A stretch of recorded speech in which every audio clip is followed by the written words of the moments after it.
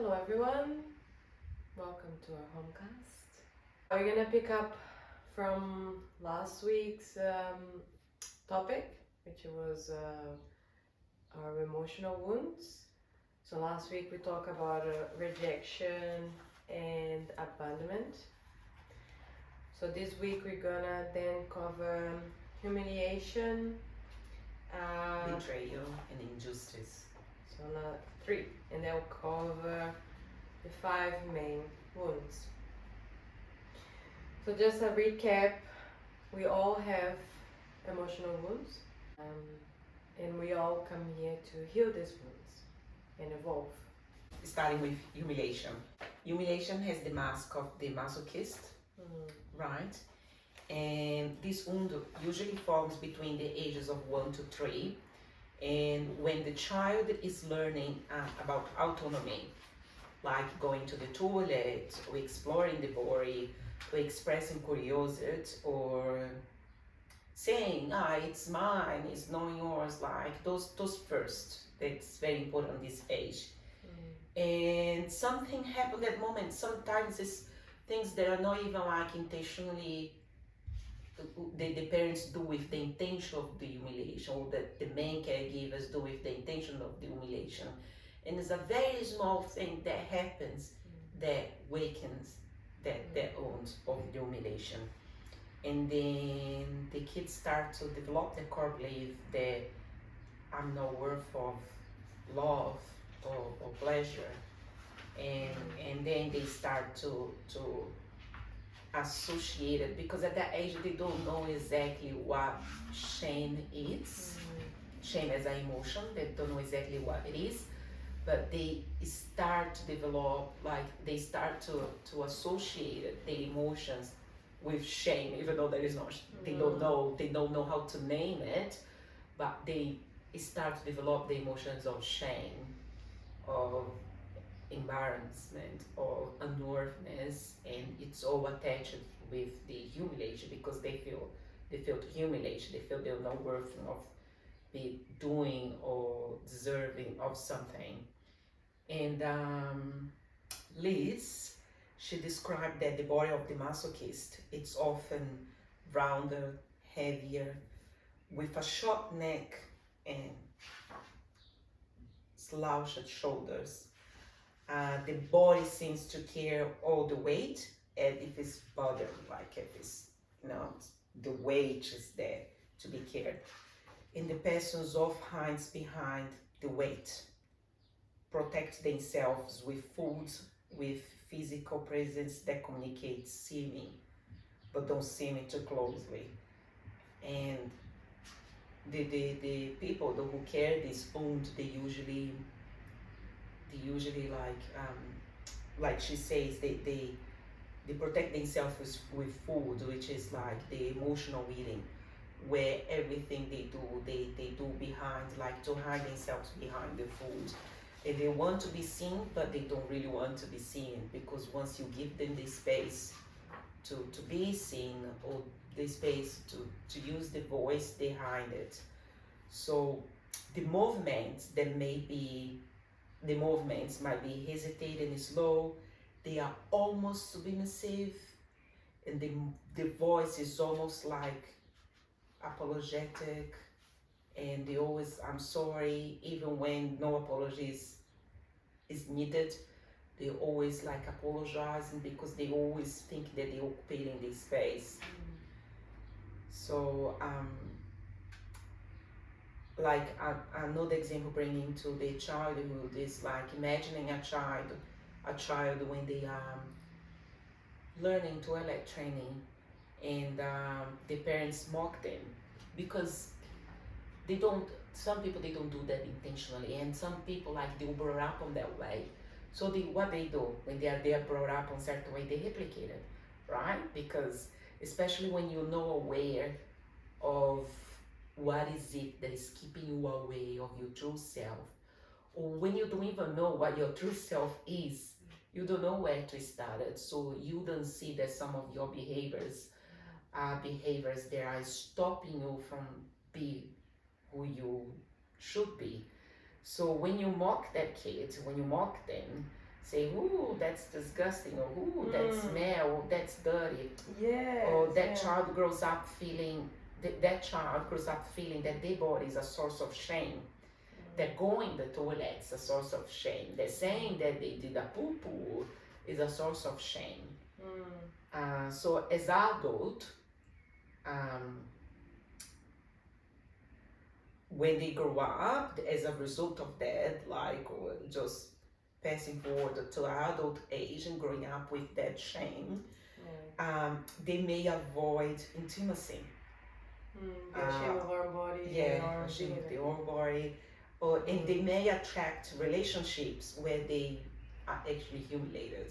It's that relationship because that's what we do, right? Like in this world, like no matter, because there are many homes there. That's what Liz also says on the latest editions. Like she also say like there are many homes. The ones that she works with, the main ones that she works with are those 5 that we are covering here. But there are many other different homes out there. And the thing is like the our world, our external world are a reflection of what we are carrying inside.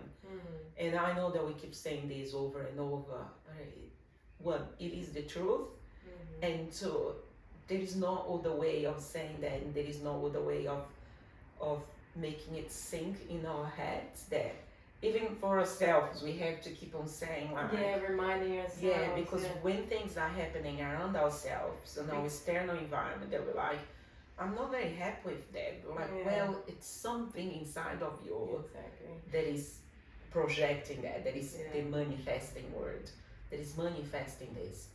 So it becomes so funny because like this week when that happened with you, it's almost like I'm reading this book. He called it a parasite, right? Because it comes and feeds on the negative feeling, whatever it is, shame or failure, humiliation, whatever feeling it is. This parasite comes to feed on it. And what happens when it's feeding? You're in a loop that keeps blaming other people, whether it is the current people around your life or back like with you when you're a child. So then like we talk about it, trying to help each other get out of the negative loop, but sometimes when we get caught up, it's like a healing. It takes its own time to heal, right? It doesn't happen instantly. So it's always a reminder that we are there to give love rather than judging or feeding more. It's like it's the great awareness to have around you and around your friends and people that instead of feeding more, rather receive with compassion and love, to help the other to get out of their wound, because it's quite intense and it's quite hurtful.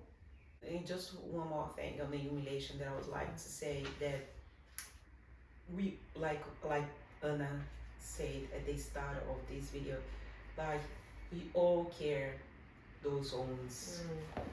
I know that, like I said, the latest version of the latest edition of Liz's book, she said that not everyone carries the 5 wounds. Like we care 4 of them, and the humiliation, not everyone carries it.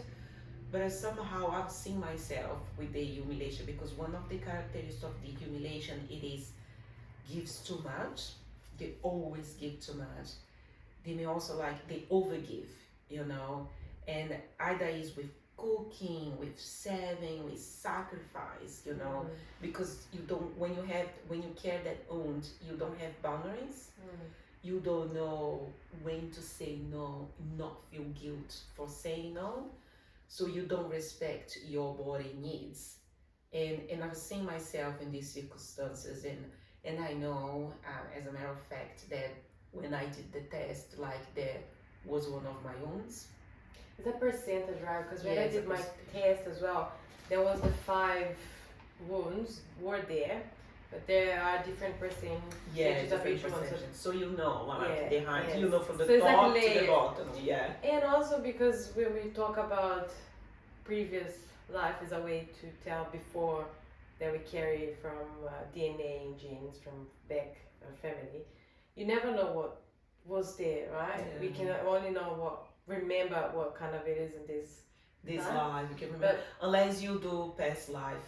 On my way here, I was listening to one of her talks, and she says like I'm not too sure if I mentioned this on video one, on part one, because there is a part one of this video, and I'm not too sure if I mentioned that, but there is like this lady that she was doing a therapy session with. She was working very close with the lady, and she had divorced her husband, and the husband was very rich, like he had lots of money, and he told her, you're leaving with nothing. And she was angry. She was like, he's holding a grudge, he's being miserable, he wants me to live with nothing, like I'm living like to live where on the streets, like I don't have a house. So much hate. And he has all of this money, and Lisa was trying to bring her attention to what was happening there, you know, and she was like, nobody would understand, he's bad, blah blah blah. And then she brought up the mirror technique, which is one of the techniques that we also use in our work, like in different types of work, but it's a very good technique. So, and there are different types of mirror techniques, but anyways, so she brought up with her the mirror technique, where she told her, I want you to write down everything that he's doing, everything that you are saying that he's doing. And then she was like, no, but he's doing okay, he's doing. So I want you to write down everything that you're saying that he's doing. Now, everything that you are seeing he's doing, okay, now I want you to write down everything that you are doing. And by mirroring all the circumstances, she realized that she was basically doing all the things that she was complaining that he was doing and that she hated about him. So it comes down to the fact that she was behaving exactly the same as him. So they will mirror each other.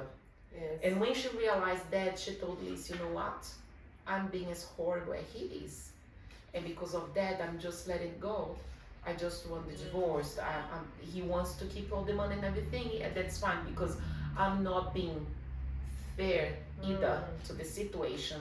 So I hurt him, he hurt me, and now with this awareness, because she expanded her level of awareness, she could see the situation for what the situation was. She decided to walk away with her integrity. Peace as well, right? Exactly. Yeah. And then when she decided, because she was, and I think that Lisa did mention that she was like, I just want my pace. That's it. Yeah. So when she signed the papers and she told him, that's okay, I don't want anything else. His response was unbelievable. She could not believe, because it took a while. I think it took about 2 weeks to come back to her, and he was like, you know what, I'm not being fair towards you either. So I'm giving so release. You understand what happens there at the moment that she expanded her level of awareness and she let it go, because she realized that they were mirroring each other, and she let it go. She released. She let it go to the universe, and that's it. Whatever was tied, the energetic fight, blocking that was happening between them, just like lost its power, and they were able like to expand both sides. And he was like, you know what, I'm not being fair towards you either, so I'm giving you this and that. And they could not believe it, what was happening. So yeah, because it becomes a fight of ego, right? Yeah. To prove the ego. And that's what we are most of our lifetimes here. Like, we are ego driven. So much energy wasted when you can just go and heal, feel, and go, let it go, and you're just free again.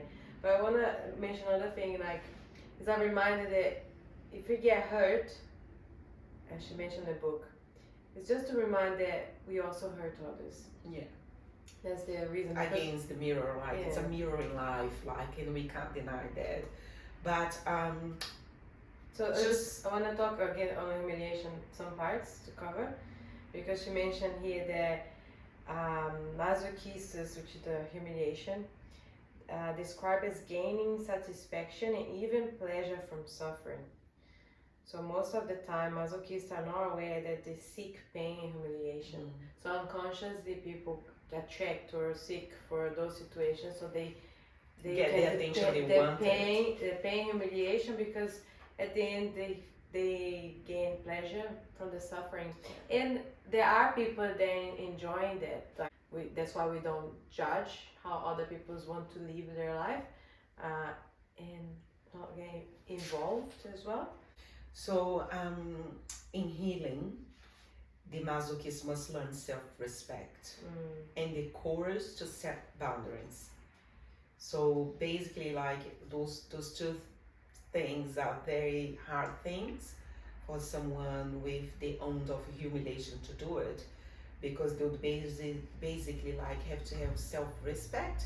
And by self-respect to be like use the dignity, the integrity, and you'd not be like liking suffering, like pain, because they do that in order to attract the attention that they want, like they created. So they need to admit to themselves. Yeah, so they need to admit to themselves, like, hold on, I need a little bit of self-respect here for myself, and the courage to set boundaries. They must allow themselves to say no without guilt, and say yes to pleasure without any shame. And then one of the greatest fears is freedom for them. Yeah. Because they're convinced that they wouldn't be able to deal with being as free as they please. So it's important for them to be free, but the greatest fear, it is freedom. Very interesting. That's why it's important to remember that's not what you experience that makes you suffer, but your reaction to what you experience, which is caused by your unhealed wounds. So you're just keeping like nagging on it. Healing is definitely not a commitment, because you have to sit with the uncomfortable feeling without blaming, because as soon as you start to blame either others or put yourself, it's in a constant loop. So it's like a commitment to sit with and sometimes it is difficult because you have to work, you have to do things, so it kind of prolong a little bit more. It's not fun going around with that feeling. No, because it's not fun going to work with that feeling. You know, like the healing's happening the inside, but you are there having to work. You have to have like, you know, like your responsibilities like outside of you. And sometimes it's almost like a kind of a dragging yourself, right? Yeah. But it is what it is, and when like the healing comes out, like there is no way of running away from it, because you can try to push the emotions aside, the emotions of healing, and when I say like the emotional healings, the emotions of when you healing, they are very different from the emotions when you triggered by something, when you triggered by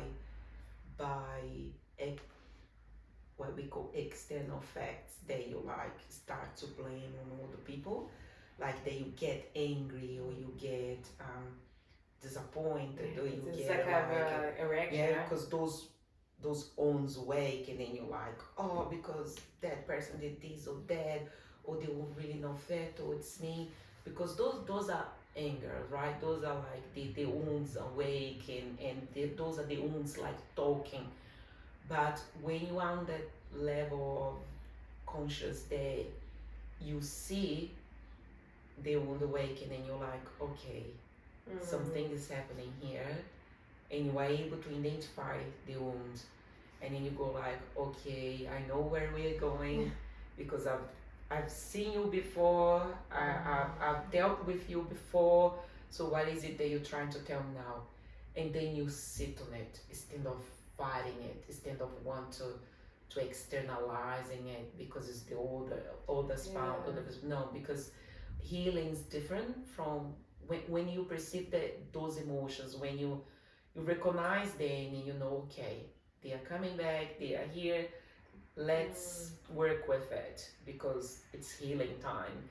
It's different from when you go like on your own bubble and just go, that person hurt me, or that person did this to me, or that's not really fair, and then you get your own group together because there is this as well, of let's my going together and let's talk about that person because how good they ignore because he did it's this, like and that to intention, me. right? Yeah. Because if you like, And more you do that, the more can come back. More things So, is gonna I found keeping happening on that loop.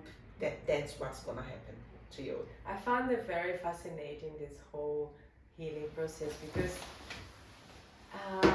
it is in the smallest detail, like it's in the smallest sensation in your body when you start to connect with it.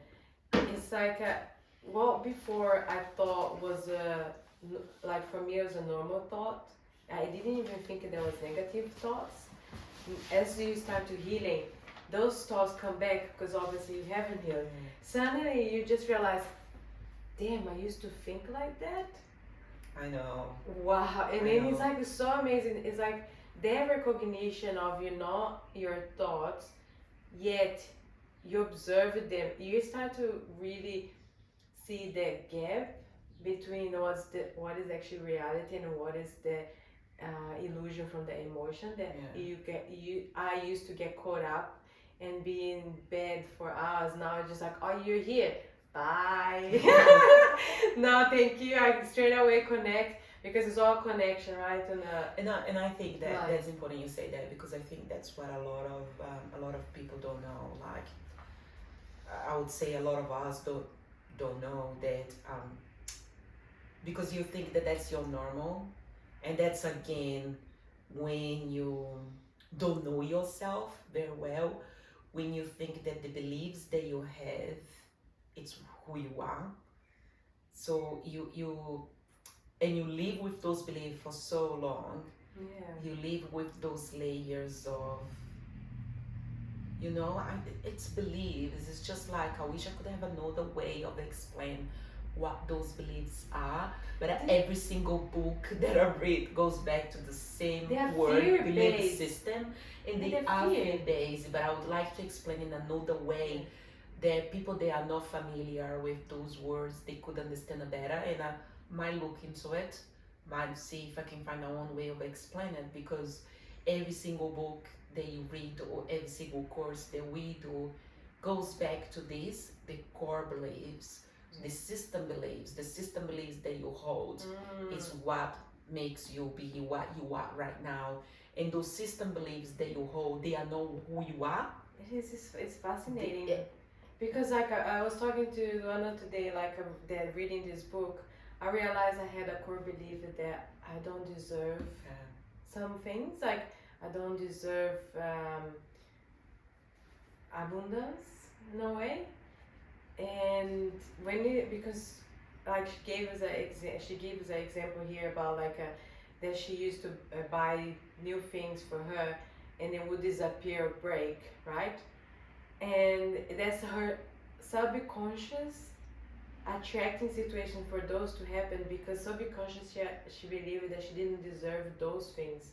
And when I read that happens to me when I buy new things, expensive things, and I also buy things when I think I need, not to give me like luxury. So I realized reading those, and I realized that damn, I also have that core belief, and I straight away I went deeper on that to do the healing. So we are preventing from our own abundance because your external world is what you have on the inside. So if you believe I don't deserve it, or I'm not worth of it, that's what's gonna be manifest word again. That's what's gonna be manifested, brought up to you. The unworthiness, the undeservedness, the whatever it is that you carry inside. And then people think that they need to work harder to make money or get better position to make money. The reality could be only your core believing holding that, and then you start to bring new things to you. All the things like a new job. I think I need healing. Okay, anyway, let's continue. Yeah, like the new job.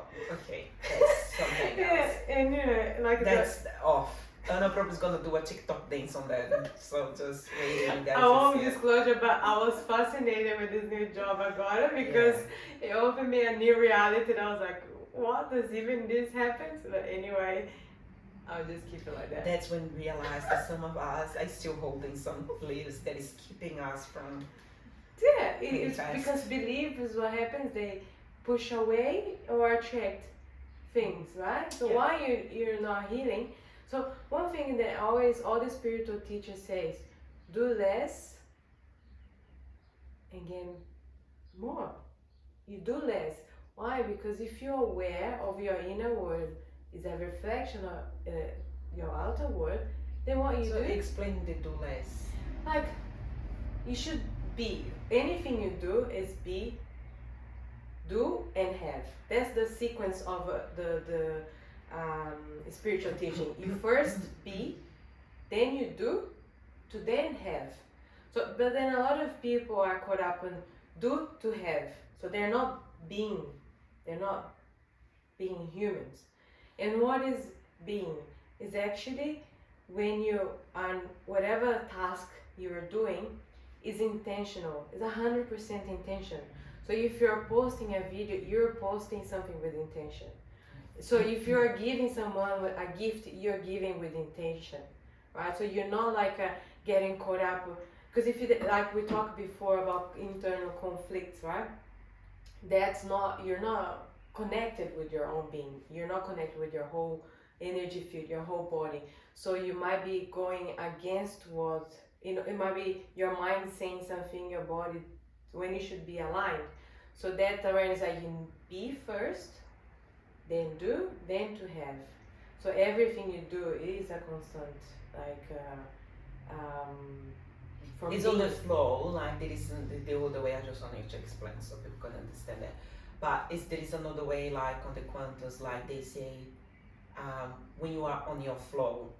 So and when you are so present on that moment and you're giving that 100%, that you are on your flow, you're doing it, you're not aware of what's happening in your surrounding, you're not aware of the time, you're not aware of if someone else is doing better than you or not, because again, you're not worried about the comparison. You're so present, you're so on the being that things are flowing, is the flow.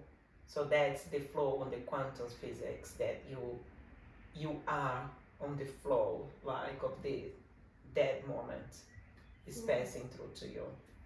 Exactly, yeah. So it's very important being present and see what's going on, because also, like, if you're noticing you're doing something out of fear, because if you do out of a fear, you're gonna have certain outcome. If you do out of love, you have another experience.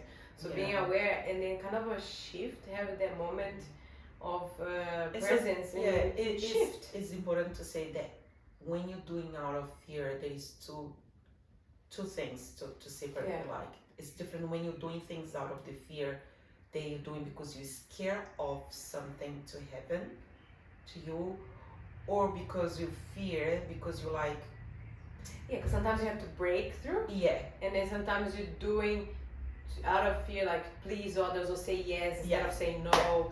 Yes, so there's different. Explaining. So that's why you have to connect with yourself. So when you do it because you want to break through and break free of that fear base of whatever belief system that you're having at that moment, that you're keeping you there, basically like locking or not let you do what you need to be doing.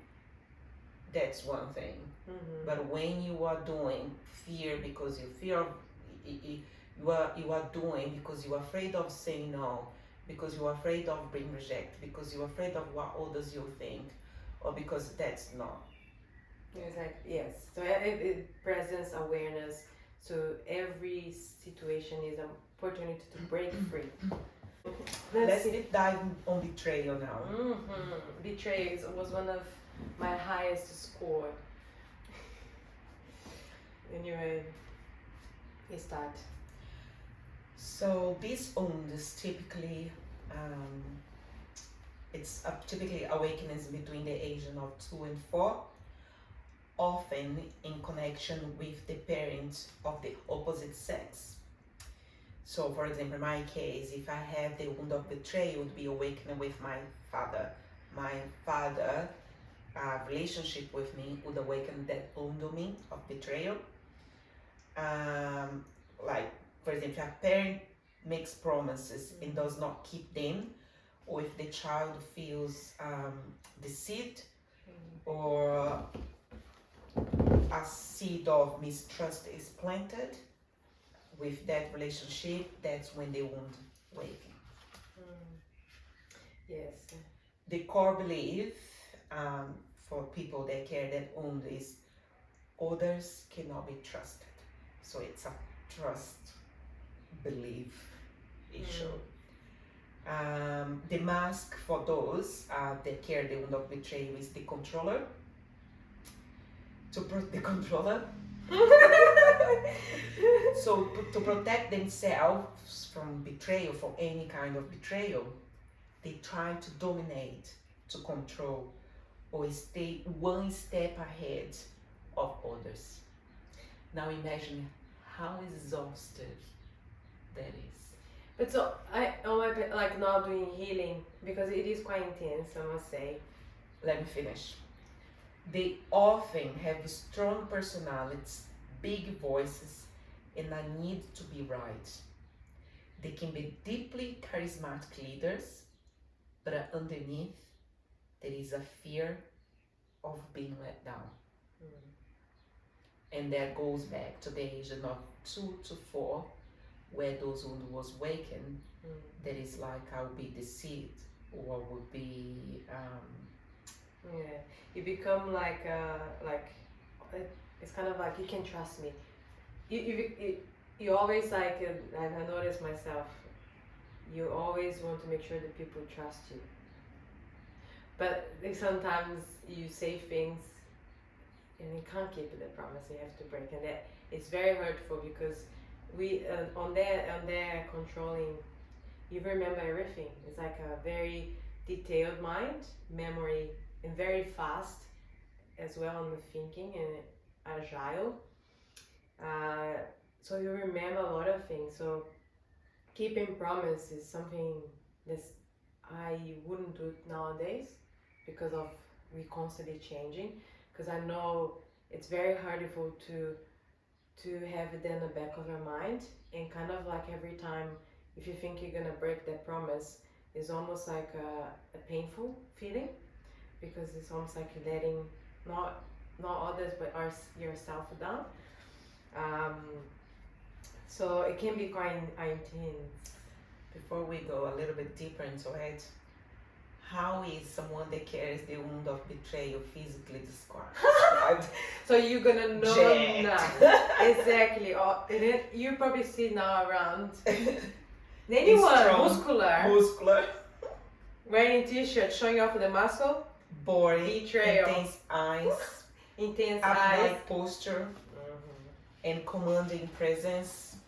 It's like a look at me aura. But like when you do healing, it does have, again, we talk about it, have a shadow side, but there is also the light side. Yeah. So it's all important to recognize that we do have our weakness and welcome Absolutely. Welcome this and you weakness. have to embrace both because both is part of who you are. But be aware of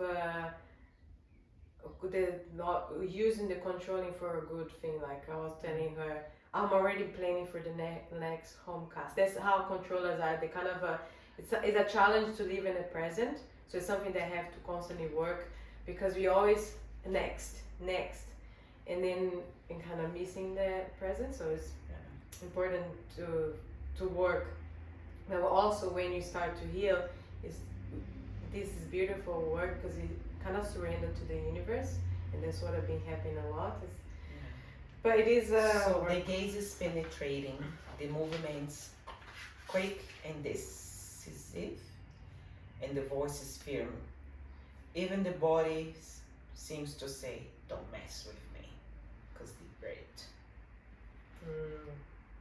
Yeah, it's like a presence, right? So what else? So one of the examples that she said that those wounds could waken up in those situations, just like picture a father that would say to the kids, "I'll come to your play tomorrow," and then that father doesn't show up. the child feels betrayed because there was a promise that was done. And kids, and if you know, that happened to me as well, when you promise something to a kid, and that's why you must do it. No matter what, if you promise, you must do it. And that's why today, as a mom, and I tell everyone, when I see someone trying to promise my daughter anything, can be as simple as you chase them. Lolly, I'm like, when I see the words coming out, I'm like, don't promise. If you're not gonna be able to do it, if you're not gonna be able, oh no, it was like, you don't know it, so do not make any promise, because our memories and our owns and all, it's something else. A child feels betrayed, and then as an adult, this person maybe never be able to trust partners fully, because there's a pattern in there, that of some situation, circumstance when they were a kid with that group Asian, they repetitive times they will promise something and that was never done. So they may check the phones, doubt intentions, feel jealous easily, or micromanage at work because deep down they fear being deceived again. They don't like conflict because they fear that they won't be able to handle the situation. So the controlling mask may look powerful because it's someone that is upfront, someone that takes initiative, takes control of the situation, is always ahead of others. So it looks very powerful for when you're looking for the world's outside, but in the inside, it's like I said before, exhaustive. It's someone that is always trying to beat not only others but themselves. Yes, before my healing time, I used to get a lot of stress with people. Stressed, not much patience. It is quite a very intense feeling, because it very kind of strict. Like if you go in a meeting, you want to arrive earlier because you want to be in control.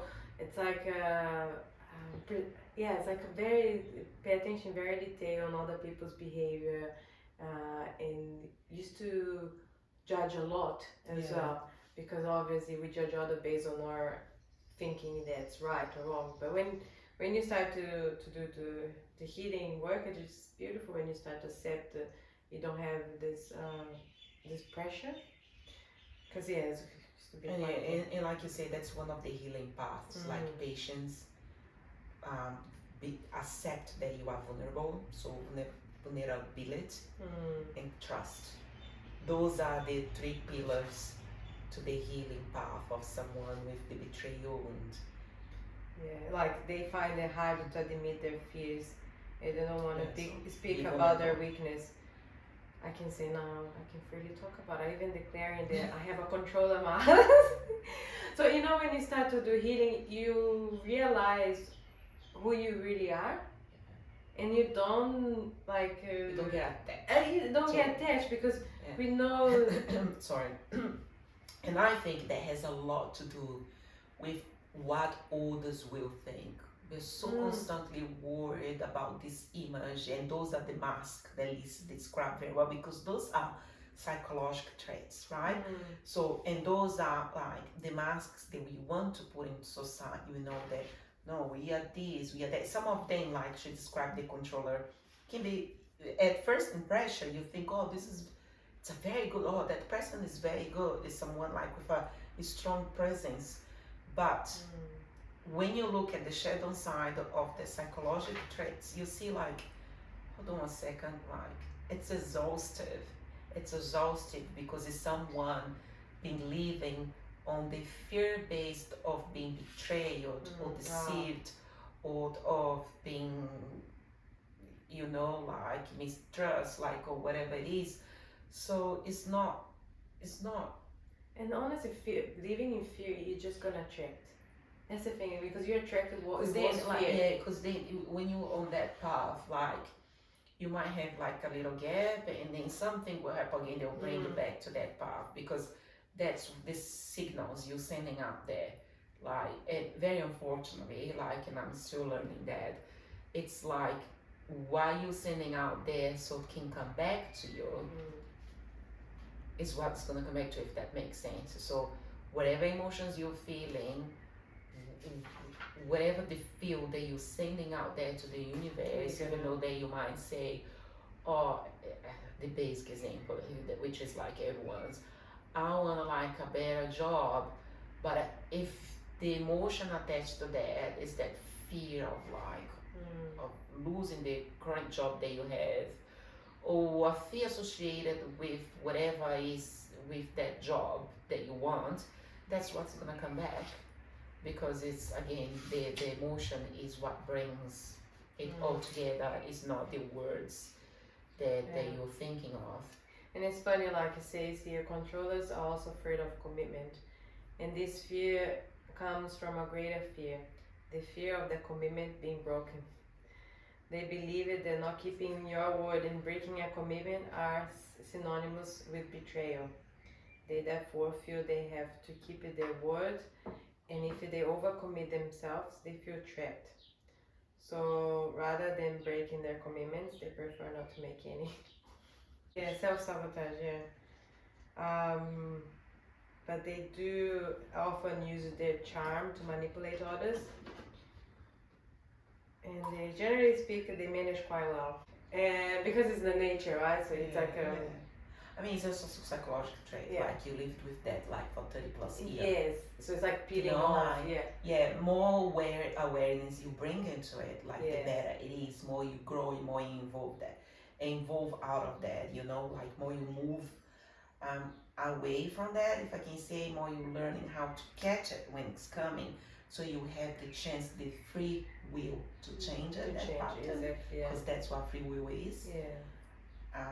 But it's learning how to let it go, to delegate it, and to accept that others may not do things perfectly the way that you'd like them to do it, but that's, even if they do so, that's not a betrayal. So I think those are the healing path to someone that carries a lot of betrayal. It is interesting because like the first thoughts that come when comes with a jealousy, or it comes that feeling of betrayal. And when I observe the thoughts, quite fascinating how all these wounds really carry those thoughts that are related. So then when you start to notice your thoughts, you really see the way it is intelligence thinks. And the universe is intelligence. Very intelligent. Like it is fascinating. Holding everything. It is fascinating. And then like just observing how your body reacts to the situations, like how sometimes you see yourself withdrawing from or trying to overtake, like, so it's really, when you are present, you are aware, you have that choice to change, and then you start to evolve and grow, because you notice the ego, the old self trying to come and take over, and then you just like, hold on. So it is fascinating. Jump to the last one. So now the final one, this injustice. Injustice.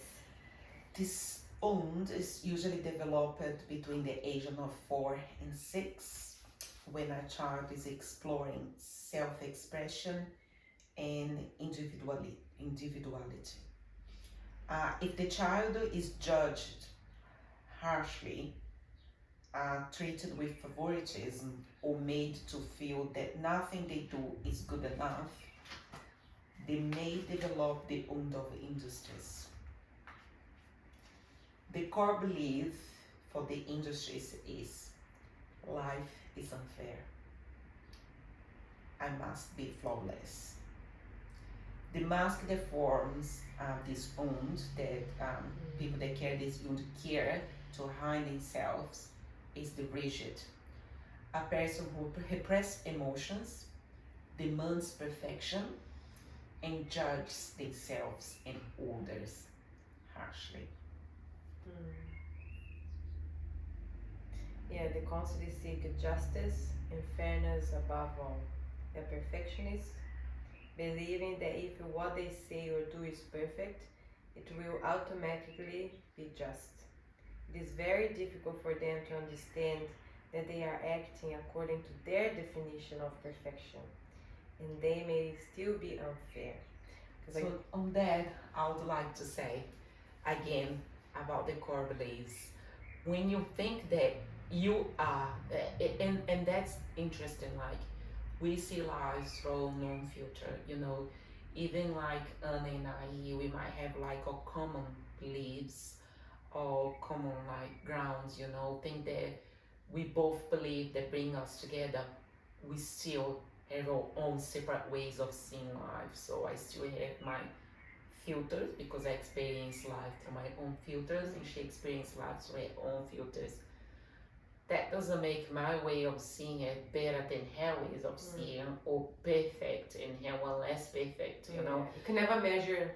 You can, and everyone is so unique and everyone is here to bring like the uniqueness like into this world, and we were supposedly here, like we are supposed to be here like to make it something beautiful, woven and grow, don't take me wrong, but also like to make a beautiful experience out of it. But we are here doing all the opposite. We are here like judging and using this sense of perfection to say that the others are wrong, that I'm right, that to point fingers, and you are so rigid that you even hurt yourself to some extent because you are constantly pointing the finger, and when things don't go your way, you doesn't go in your way, you go like, oh, but life is unfair and I did this because I deserve this, but then this is not happening. So it's fascinating like to some extent that when you think about the psychological traits, of all of those wounds, but at the same time, it's so sad. I found it so sad. Yeah, I get caught up in this because and I always go back to the universe is perfect as it is, and everything evolves in its own time. Because I believe that, well, by learning that spirituality can be rushed. It is not for everyone. Like it requires kind of a self-awareness and be ready to face. It's like awakening, right? It's an awakening time. Obviously, like with us here, we would love to everyone to enjoy this because we would have so much fun.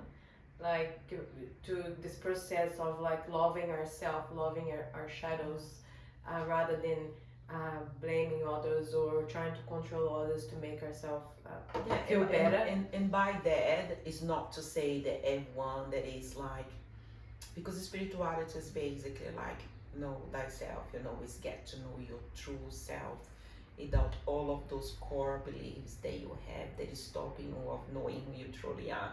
So to say that, like to say that if you want us, that is going to involve and is going to know who you truly are, your soul's desire, like your soul's mission and why you in this lifetime for, doesn't mean that you're gonna stop doing whatever you're doing to be living like behind the camera, sitting here doing what On and I are doing. No, this is our choice. Yeah, we're doing that too because help. Well, could be more as well, because this is why your soul wants to do is desire. Yes, you feel like, oh, this is my calling. Like use your voice, use your communication skills to sit there and talk. Let's say going back to the fear base. Is it scary? Yes, it is. I think like every single day that we sit here, you have that. I have to break free of this fear of worrying about what will be said, of people watch the video, or we will reach the right people. Like every day is an exercise to break through. But this is what all souls long to be doing. This is what we want to be doing. It doesn't mean that everyone that will be on the awakening process will be doing the same thing. No, because everyone has a different archetype to be living. And sometimes, and I think we have mentioned this here before as well, and it's like saying like sometimes you might see us saying same things over and over again, but it's because it has to be saying over and over again in order for everyone to understand. So sometimes you are in your own awakening process, whatever it is, but you are a marketer in a corporation and you are very happy doing what you're doing, but because that's your archetype, you know, in this lifetime, that's the archetype, and you are using what you mean to be using as a sort of like talents, you know, your uniqueness, you know, your soul mission, you know, whatever mission you put in your life, and you are doing that in a corporative work and at the same time awakening, and that's fine, you know, because when we talk about spirituality awakening, everyone think, oh, it's because I had to go la la land. No, you don't have to go la la land. You can apply at any part you're doing. It's self-awareness. Spirituality is self-awareness, self-discover, and evolve and growth, personal growth. So we use the term spirituality, but because of, I guess, what is the name out there? So it's just another, it's just another description, another word as a describing, but there is multiple way to explain spirituality. So spirituality, what is it? Is the stillness, you know, is the time that you take like to meditate it and stay with yourself and awaken like the voice, to hear, listen to the voice inside of you, you know, and follow that voice, because that's your soul telling you what is it they want you to do in this lifetime. And there's many ways to do it, like we enjoy doing ceremonies. You don't need to do ceremonies or rituals. No, you don't. It can be just a self-reflection moment. And asking yourself, like, what I interpreting, is it the right thing? It is, you know. And it usually comes back to connect with our body and our instincts and our feelings, which maybe some people do naturally already. It could be. Exactly. You know, so with someone that carries the wound of injustice, like, and they are with the rigid mask, like they may be extremely disciplined, you know, the hard workers, they work so hard, but inside they struggle with resentment and fear of being vulnerable. So they are seen as hard work, you know, they are seen as very extremely like discipline, you know, they're afraid of making mistakes. And then they often find themselves in situations where they have to make choice. We attract things to help us grow, so, and heal. So I grab every opportunity. I honestly, nowadays it's like every day I was like, what is gonna be today? What is gonna be the gift from the universe for me to break free? Because I'm not there yet. Sometimes I'm like, not again. Everything what someone say is like that I meet. I just observing constantly. Sometimes I'm like, I just wanna make peace. Well, my body, because if I'm just telling you, sometimes you can feel your feelings. Maybe you're avoiding a situation, and you have to take. So I've realized that, and I've learned that. I think like on the right way. That sometimes discomfort is not all bad, you know, like sometimes I'm like, I'm not again, you know, because I can see it, but then every opportunity, it's opportunity to grow. And I love it. Maybe there's a controlling mask because it's the detail, but I'm so fascinated. Because she's already like controlling the situation. So I took it inner. I got this totally inner word now, like my controlling now is how I'm feeling. And now I connect to the points of my single body, like I feel every point of my body, and I'm like, okay, my thought connect. Like, it's fascinating. So I don't think we have talked about like physically how someone that carries the rigid mask often shows up. So they often shows as a slim, athletic, stiff posture, tense jaw, and symmetrical features. I have symmetrical features. Look at the mirror there. Nah, I don't care this one. I can't actually remember what did they score on that, but Yeah. But she tells a story here which is quite funny. You might be noticed. When she went in a restaurant and then she was observing.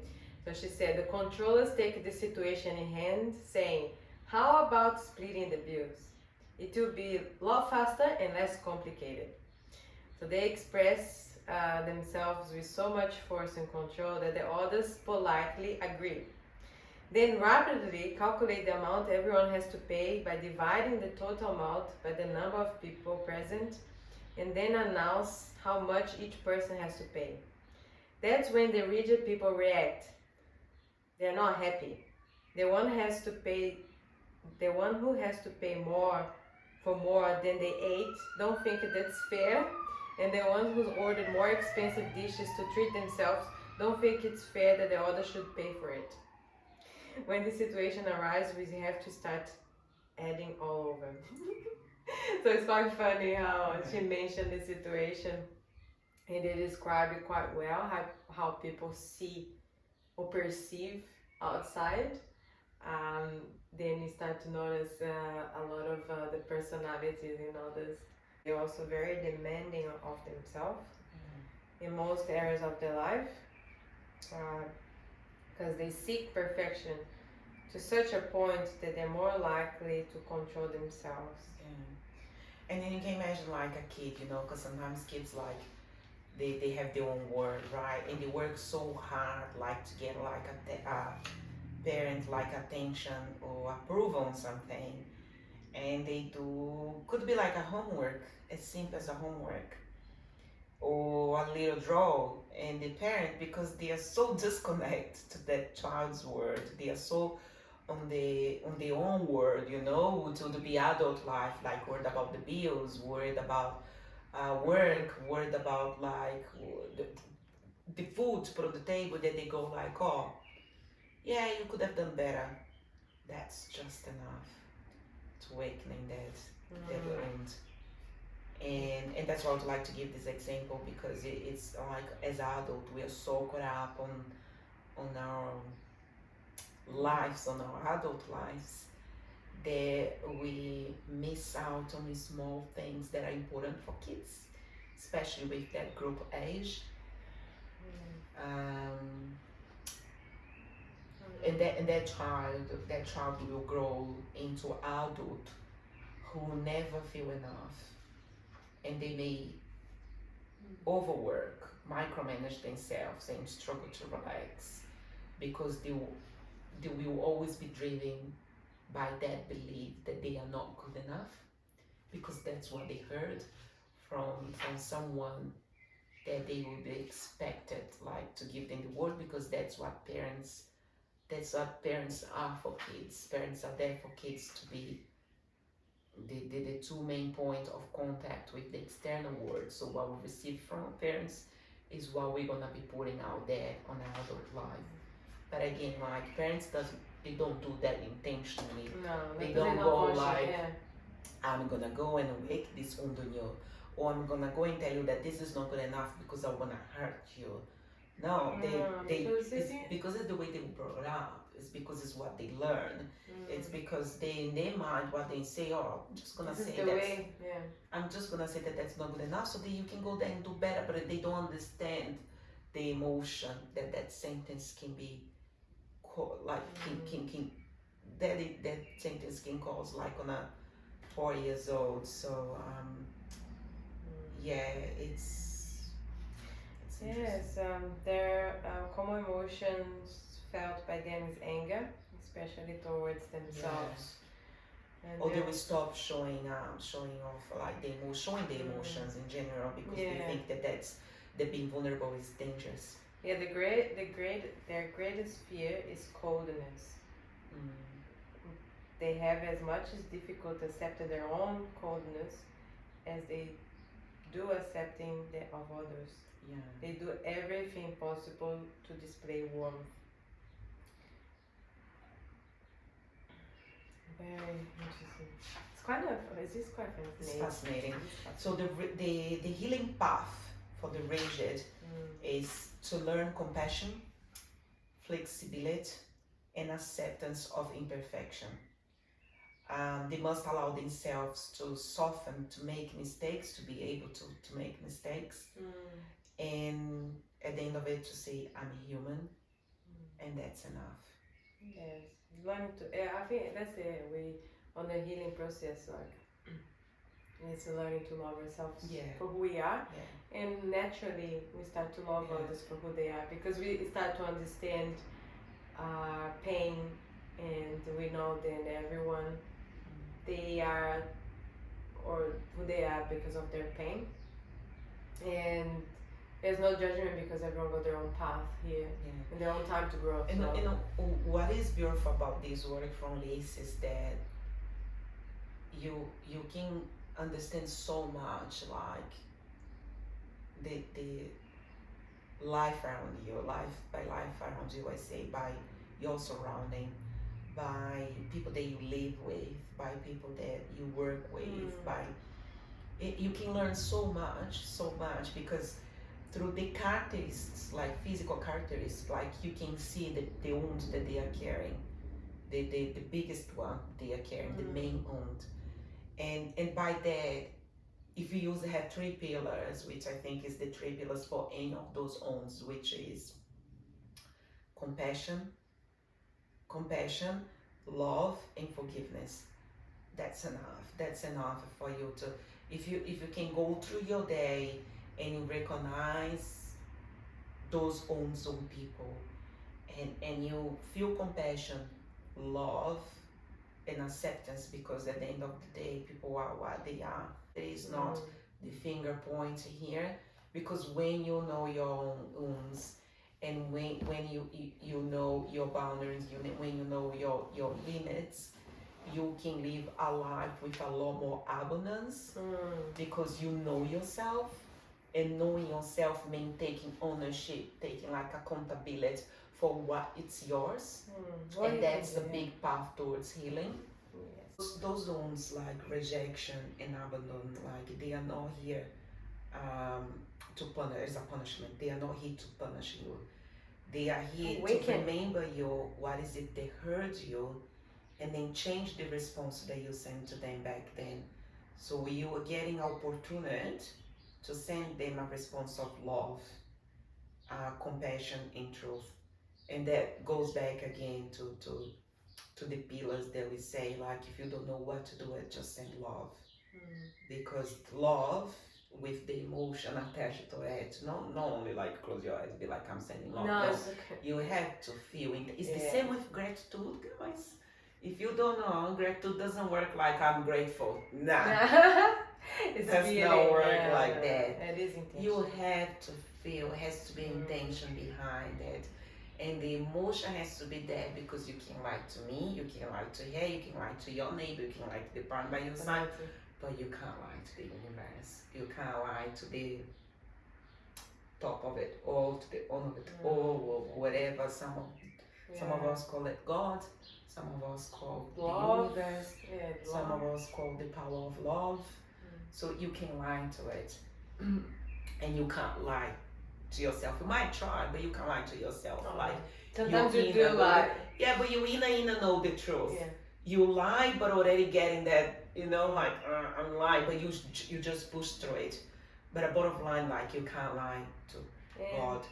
So. And one thing I just want to bring against to awareness, that whatever you're doing, if you are practicing presence, and like we are in the moment, just noticing every thing you do, if there is a gain, because usually the ego is very smart. It knows you very well. It knows each one of us very well, and you might even be sabotaging yourself in any situation, because if you notice, when I'm doing something that I like with love, I stop and I was like, is there any gain with it? Yeah. And am I trying to manipulate something? And I'm trying to, because ego usually have a gain underneath. You do something out of interest. Okay, like I did end up shouting coffee for the guys on Friday on site, I was like being aware, like, am I buying to try to gain something, like, maybe to look good, or Yeah. no? I was making sure that when I'm buying, it's like an intention, because I don't want anything. Want it to be liked. Not like, Loved. yeah. So I'm doing because I want to do it, not to Yeah. gain something. But the ego is very tricky. It's always like want to gain, and that's the juice, you know. And there is always a way of testing that. Like again, like takes only a few seconds for you to sit with yourself. If you're in a space that you can close your eyes, you close your eyes, but you don't have to close your eyes to sit with yourself and see what is it that you're feeling. Exactly. Your body will tell you. Yeah. Your body will tell you. Is it love that is coming out? So do it. Just do it. If it's love that is coming out, just go ahead and do it.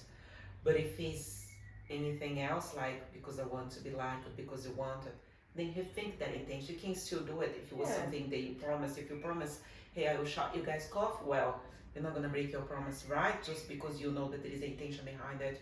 Go there and do it and replace it by love when you give and then like giving with the. But sometimes might be another challenge in there. Might be a challenge to break the promise. Like, no, every situation is very personal, like because everyone is here in a different time. It's a unique reason. For every situation is really a inner check and